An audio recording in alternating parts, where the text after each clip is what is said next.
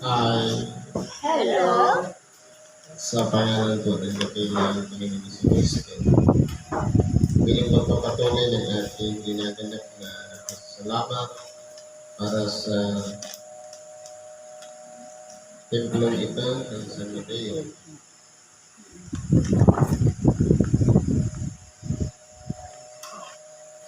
Meron tayong tinatang aralin upang ating masahin at pagnilay-nilayan sa gamit ito. Ito ang aralin ngayon sa Mateo 11:25-30 sa 2 Pedro 3:8-3. Dito po sa Ebanghelyo ni San Mateo, ang nais dito ng ating dakilang Panginoon. Sabi niya, ako'y nagpapasalamat sa iyo, Ama, Panginoon ng langit at lupa, na iyong inilig ang mga bagay na ito sa mga pantas at matatalino at ipinahayag mo sa mga sanggol. Ano po ba itong alam ng mga sanggol o ipinapahayag sa mga sanggol, pero pagdating sa mga pantas o matatalino, nakatag na lumalabas na lihim? Sabi dito sa 21, sabi niya, mula sa bibig ng mga sanggol at sumususo ay iyong niluhos ang papuri. Sa makatuwid, yung ginagawa ng isang sanggol na pag-iyak, pagsambit, bukang bibig niya, habang siya'y umiiyak, ito po ang tinatawag na pagpupuri sa Diyos. Kasi pagka mga pantas na, matatalino na, marami nang alam, hindi niya naman magawa na gayahin yung iyak ng mga sanggol. Kaya, hindi po yan maaaring gawin nila. Pero yung mga bata, kapag sila ay nangangailangan ng tulong, ang una nilang tinatawagan, ang Diyos ang makapangyarihan sa lahat. Sabi dito sa 89:8 ng awit, O Panginoong Diyos ng mga hukbo, sinong makapangyarihan kaya mo uha? Makatuwid yung salitang O-O-H at G-E-H, ay pagtawag sa pangalan ng Diyos ng mga batang umiiyak o sanggol na sumususo. Pagpupuri malayag sa Diyos. Ngayon, sabi nito nga, Ama, sapagkat gayon ang nakalugod sa iyong paningin. Kasi po yun po yung kalooban niya na ang mga bata ay tumatawag sa kanya sa oras na pangangailangan. Bagamat hindi natin naunawaan yung kawalan ng iyak ng bata, pero sila pala ay nagpupuri na sa Diyos. Pero bakit hindi magulang yung tinatawag? Bakit Diyos ang tinatawagan? Sapagkat sa kanilang kalagayan lamang na imamalas nila na mas importante yung Diyos na pinapapurihan natin kaysa sa mga magulang. Kasi wala pa nga siyang muwang. Sabi pa, ang lahat ng mga bagay ay ibinigay na sa akin ng Ama. Sinumay hindi nakakilala sa anak, kundi ang Ama. Sinumay hindi nakakilala sa anak, kundi ang anak. At yung ibiging pagpahayagan ng anak. Yung pagkakilalan po kasi ng Ama at anak, sila po mismo ang nagpapatibay na dalawa. Lubusang kilala ng Ama ang anak. Ganon din ang anak sa Ama. At sa pagdating sa tao, hindi lahat nakakaunawa ito. Hindi yung lang pinagkalooban ng pagpahayagan ng anak. Ito ang pangyayari natin na ng Panginoon. Magsiparito sa akin kayong lahat ng napapagal na bibigit ang lubha at kayo aking papagpahingahin. Paano po ba dumarating ang isang tao sa kanilang mga pagpapagal at nangabibigat ang lubha?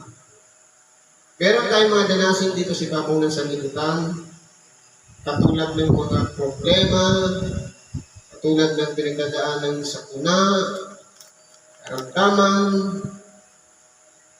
Sila po yung mga nangapapagal na kung wala ng ibang inaasahan, kundi ang Diyos. At ang ibibigay ng Diyos, kapag lumapit sa Kanya, kasi sabi niya, magsiparito. Meron tayong gagawing move.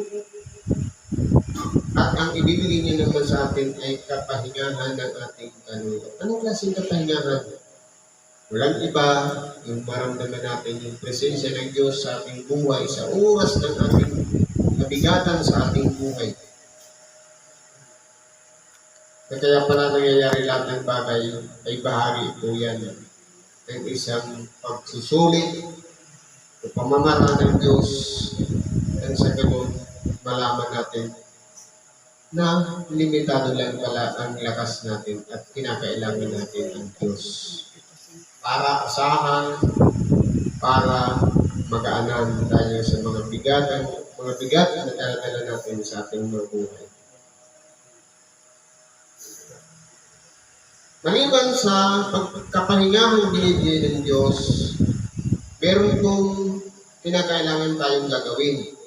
Pasanin ninyo ang aking pamatok at mag-aral kayo sa akin. Ano po yung pamatok? Ito yung mga kautusan niya na kinakailangan magpasakot tayo sa kalooban ng ating dakilang Panginoon. At mag-aral na makatuwid, magsikapan natin, madagdagan ang ating kaalaman sa pamamagitan ng pag-aaral. Na walang iba, ito yung pinapakinggan natin, ang salita ng Diyos. Marami po at kinakailangan natin sundin yung kalooban niya, yung pamatok niya, kinakailangan natin pasanin. Ito po kasi yung mga kautosan niya na kinakailangan natin magpasakop doon. Hindi po siya malayo. Sabi niya, sapagkat ako'y maamo at mapagpakumbabang puso at masumpungan ninyo kapahingahan ng inyong mga kaluluwa. Madali po siyang lapitan at hilapin. Malaga, isurrender lang natin ang ating sarili at mararamdaman natin ang presensya niya sa ating buhay. Sa pagsunod ng kanyang kalooban, ng kanyang mga utos, kung tayo po ay tapat sa Kanya, hindi naman po mahirap na bigpitin o kaya sundin ang Kanyang mga utos dahil ang iniutos niya na walang iba, pag-ibig sa Diyos at pag-ibig sa kapwa. Magaan lang naman po yung utos niya, yung pamatok na ibinibigay sa atin. At pati yung pasan-pasan natin, maiibsan sa oras na ilapit natin sa Diyos ang ating mga buhay. Dito po sa ikalawa, sa pangalawang Pedro 3, sabi dito, "Tatapat, huwag ninyong kalimutan mga isang araw, ang isang bagay nito, na ang isang araw sa Panginoon katulad ng 1,000 taon at ang 1,000 taon ay katulad ng isang araw." Ano pong ibig sabihin nito? Kasi po, yung pagbubuo, pagbabalik ng ating dakilang Panginoon, inihula na 2,000 taon na ang nakalilipas. Lumipas na ang 2,000 taon, nananatili pa rin siyang hula kasi hindi pa nga nangyayari. Sa pangatuwid, na sinasabi ito, ang isang araw ay katulad ng 1,000 taon. Hindi siya ni ratio na 1:1,000. Isang araw sa Diyos at 1,000 taon sa buhay ng tao. Kundi, mag-antay ka sa isang araw, mag-antay ka kahit lumipas pa 1,000 taon, ang pinag-uusapan po dito, wala pong pinagkaiba yung tagal, yung 1 day at 1,000 years. Dahil parehas lang po ang senaryo na nasa pag-aantay pa rin tayo. Paano natin mapagtatagumpayan ang labis na pag-aantay sa pamamagitan ng pagpapahaba natin ng ating mga pasensya at i-apply din natin ang unawa sa lahat ng bagay. Hindi mapagpaliban ang Panginoon tungkol sa kanyang pangako na gaya ng pagpapalibang ipinalagay ng iba. Mapagpahinood sa inyo na ibig ng sinuman ay hindi mapahamak kundi ang lahat ay magsipagsisi. Totoo po, bakit may mga masamang tao buhay pa rin ngayon? At bakit pinapahinunutan ng Diyos ang mabuti at ang masama? Kasi po ang Diyos, hindi katulad ng pamantayan ng tao na kapag nagkasala, kulong agad. Pero agad haton. Pero pagdating sa Diyos, ang tao, maging mabuti man siya o masamang tao, meron pong tinatawag na pagtitindi ang Diyos na kinakailangan lahat maranasan natin ang kapatawarang ibinibigay ng Diyos sa bawat isa sa atin. At hindi niya sinasaran ang pintuan na kung saan hindi na pwedeng magbago ang tao. Kundi lahat ay masumpong na nawa ang tinatawag na pagsisisi. Kaya kung mapapansin natin, yung mga nangyayari sa ating kapwa ng mga ginagawa nilang kasamaan, bakit hindi pa nililipol ng Diyos ang mga masama? Upang sa ganun, napagtanto natin na kaya pala yung ginagawa ng Diyos dahil mahalaga ang bawat isa sa atin sa kanyang harapan. Kaya binibigyan niya pa ng chance na magsisi ang sino mang makasalanan. Kaya tapat, dating araw ng Panginoon, na gaya ng magnanakaw, na ang sangkalitan sa araw na iyon, ay mapaparang, nakasabay ng malaking ubong at ng latuman, nasa langit ay mapupunta sa matinding init.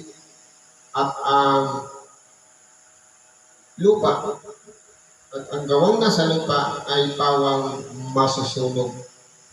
Sa mga tuwid, meron pong itinakda ang Diyos na isang araw, pero hindi po nahuhulaan ng tao. Inalintulad siya sa isang magnanakaw na hindi alam kung kailan babalik. Anong sabi sa ibang bahagi ng kanilang kasulatan? Na ang magnanakaw dumarating sa oras na hindi natin namamalayan. Hindi natin alam.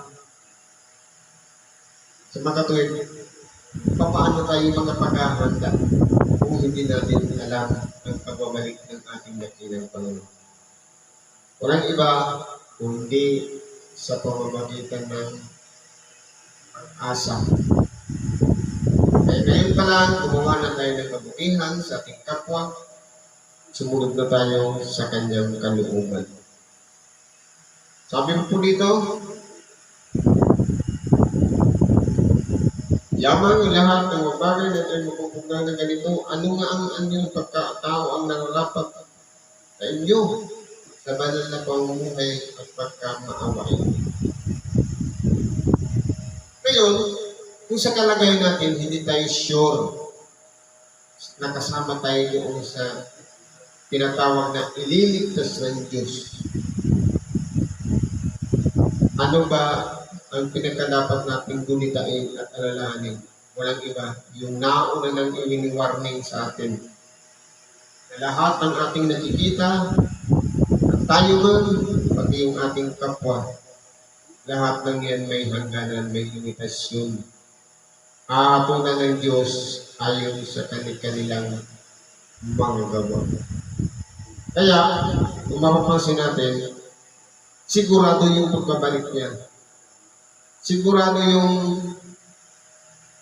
yung dakilang araw ng Panginoon ang mahalaga. Na ipaghanda na natin ang ating sarili, nagsisina tayo, inanap na natin kami kalooban, at napasakit na tayo sa Diyos sa pamamagitan ng mga araw na patuloy natin tinatanggap para sa ikadaragdag ng ating mga kaalaman. Na ating hinihintay at pinakaranasan ang pagdating ng kaarawan ng Diyos na dahil dito'y ang isang kalalitan sa nagliligas ay pupugnaw. Mabagay sa langit merito na sa matinding init. Ngunit, ayon sa kanyang pangako, ay naghintay tayo ng bagong langit, bagong lupa na pinatahanan ng katwiran. Kumbaga, kinakailangan pa rin natin ang pag-ingat sa kabila ng ating paghihintay ng pagbabalik ng ating dakilang. Nanaway, huwag tayong madungisan, huwag tayong madala sa mga pagsubok at tukso na dumarating sa ating buhay. Patuloy na nating pagtagumpayan ang lahat ng bagay upang sa ganun tayong lahat ay sama-samang sasalubong sa pagbabalik ng ating dakilang. Siguro ganito na lang, pagkitibayin na sa oras ito. Salamat sa Diyos. Isang mapagpalang gabi sa bawat isa.